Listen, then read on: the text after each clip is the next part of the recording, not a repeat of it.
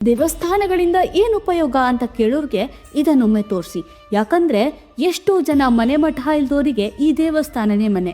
ಅವರು ಬಟ್ಟೆಗಳಿಂದ ಯೋಗ್ಯತೆ ಅಳಿದೆ ಮಧ್ಯಾಹ್ನದ ಹೊತ್ತು ಬಂದಾಗ ಅತಿಥಿ ದೇವೋ ಭವ ಅಂತ ಹೊಟ್ಟೆ ತುಂಬ ಊಟ ಆಗ್ತಿರೋ ಈ ದೇವಾಲಯ ನಮ್ಮ ಬೆಂಗಳೂರಲ್ಲಿದೆ.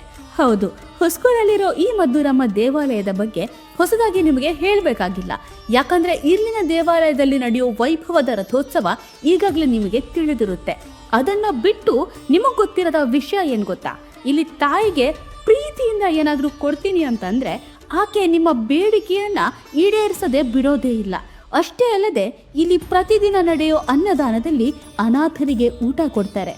ಹಾಗಂತ ಅವರನ್ನ ಕೆಟ್ಟದಾಗಿ ನಡೆಸ್ಕೊಳ್ಳೋದಿಲ್ಲ. ಒಂದೊಳ್ಳೆ ಅತಿಥಿಯ ಹಾಗೆ ಅವ್ರಿಗೂ ಕುರ್ಚಿಯನ್ನ ಹಾಸ್ತಾರೆ. ಜೊತೆಗೆ ರಾತ್ರಿ ಹೊತ್ತು ಕೂಡ ಮನೆ ಇಲ್ದೋರಿಗೆ ಮಲಗೋದಿಕ್ಕೆ ಬಿಡ್ತಾರೆ. ಇಲ್ಲಿ ಎಲ್ಲರೂ ಕೂಡ ದೇವ್ರ ಮಕ್ಕಳೇ.